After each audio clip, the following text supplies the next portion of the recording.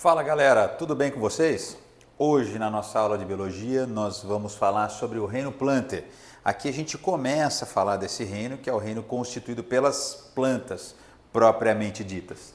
Então vamos lá, de características gerais, o que eu tenho aqui? Células eucariontes no padrão vegetal. Então vamos lembrar o que era uma célula eucarionte vegetal? Aquela célula que apresenta a parede celular e aqui o principal componente é celulose, além de pectina.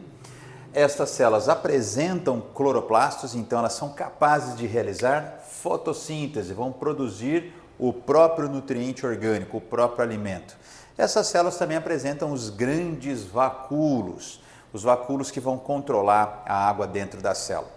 Outra coisa importante é que as células vegetais armazenam a sua energia na forma de amido, é um carboidrato de reserva energética, certo?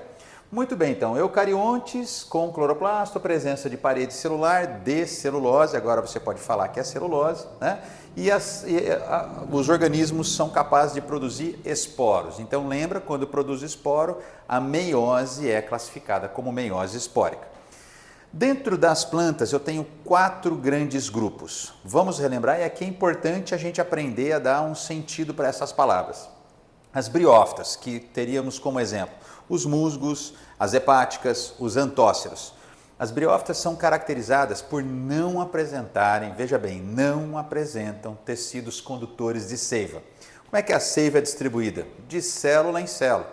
Isso limita o tamanho da planta. Então, embora esteja em ambiente terrestre, a planta é de tamanho reduzido. Essas são as únicas plantas avasculares. Tudo bem? A seguir nós temos as pteridófitas, que são plantas que já apresentam tecidos condutores de seiva. Eu vou chamar esses tecidos então de xilema, que conduz à seiva bruta, e floema, que conduz à seiva elaborada.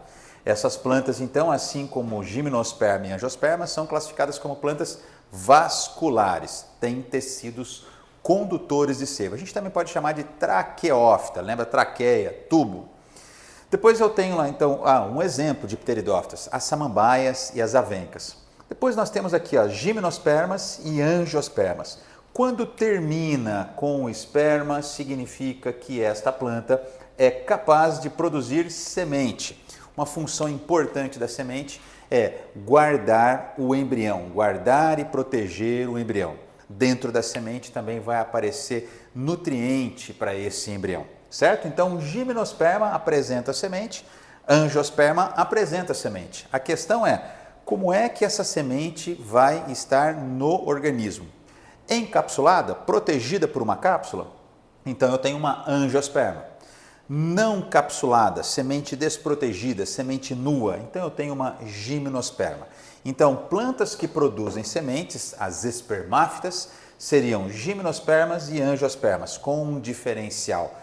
Gimnosperma não encapsula essa semente, não guarda essa semente, então ela não produz fruto. Angiosperma vai encapsular essa semente, então ela vai produzir fruto. Uma outra diferença muito marcante desses dois grupos aqui seria a presença de flores verdadeiras. Angiospermas produzem flores, as gimnospermas não produzem flores, elas têm estruturas que a gente denomina estróbilos, certo?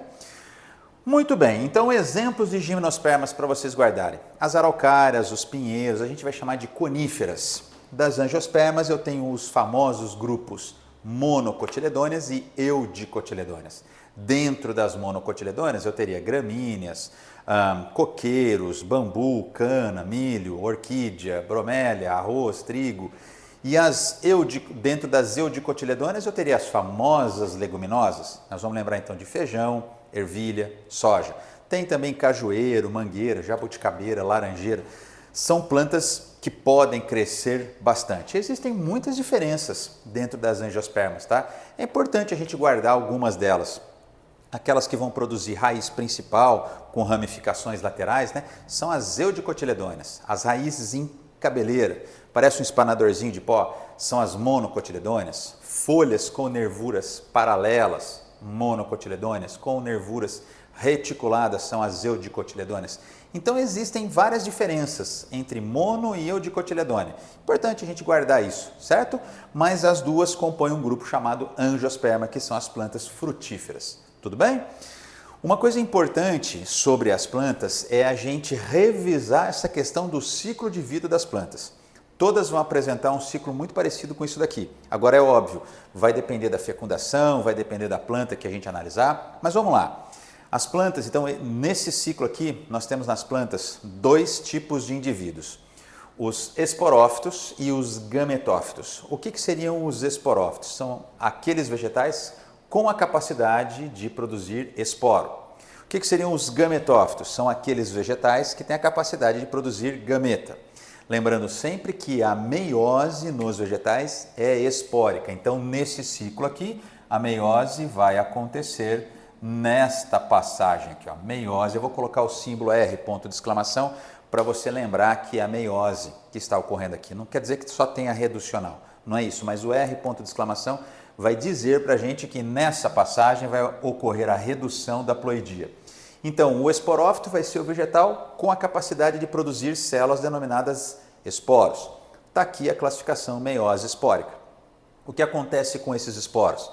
Eles vão germinar, então esse crescimento vai se dar a partir de uma célula de uma ploidia, que vai produzir um vegetal de uma ploidia. Então você vai ter a manutenção da ploidia. Isso significa que aqui eu vou ter uma mitose acontecendo, certo? E é esse vegetal, o gametófito, que vai ser o responsável pela produção de gametas. Produção de gametas, que são as células de reprodução. Notem que a ploidia foi mantida. Então aqui não aconteceu a meiose do vegetal não é gamética, ela é espórica. Então aqui também foi uma produção através de mitoses, certo? E aí esses gametas devem se encontrar, o que reestabelece a ploidia inicial, 2 Ns. A junção desses gametas é o que a gente chama de fecundação. Como é que eu tenho certeza que aqui está acontecendo a fecundação? Notem que nós temos duas células N que vai formar uma célula 2Ns. Você voltou à ploidia original. Esta primeira célula, formada pela fecundação, é o zigoto, certo? Então aqui, ó, é uma fecundação. E aqui o crescimento desse zigoto, para formar um embrião, 2N. Para chegar em 2N, vai ser um crescimento por mitoses, certo? Muito bem, e aí esse embrião, fechando o ciclo, então, forma novamente o esporófito. Então tá lá, ó, mitoses. Certo, gente? Tudo bem nisso? Aonde estaria então as palavrinhas que vão dar origem a essa palavra, alternância de geração? Onde estariam essas etapas? Aqui, ó, na parte superior desse ciclo, eu tenho um desenvolvimento que acontece sem a fecundação. Então aqui estaria a fase assexuada do ciclo, não tem fecundação. Notem que a fecundação está aqui embaixo. Então aqui na parte de baixo, gametas se juntando para formar o zigoto, eu tenho a fase sexuada do ciclo. Então aqui ocorrendo a fecundação. Como eu tenho fase assexuada e sexuada, eu tenho uma alternância de gerações. Geração assexuada, geração sexuada. Entendeu bem por que o nome, né? Alternância de gerações. Coisas importantes que a gente precisa lembrar. O que seria vegetal duradouro? O que seria o efêmero? Efêmero significa o que é passageiro, tá? Existem vegetais que duram mais tempo no ciclo, existem vegetais que vão passar uma pequena parte do ciclo. No caso das briófitas, que seriam musgos, os antóceros, né? O vegetal duradouro é o gametófito, é o que passa mais tempo no ciclo de vida. O vegetal passageiro, o efêmero, é o esporófito, é o que dura menos no ciclo. Nas demais plantas, pteridófita, gimnosperma, angiosperma, quem seria o vegetal duradouro?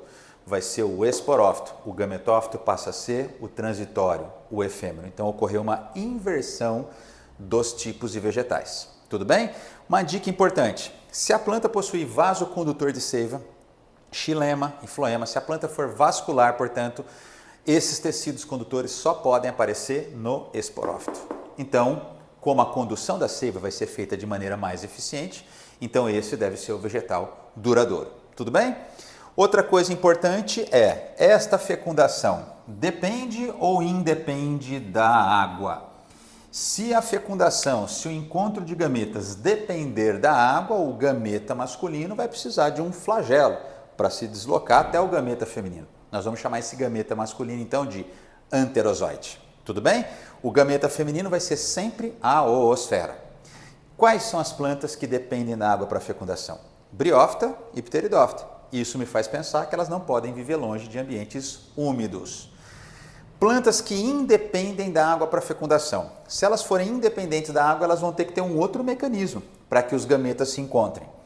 Esse outro mecanismo é a polinização. Polinização significa o transporte do grão de pólen.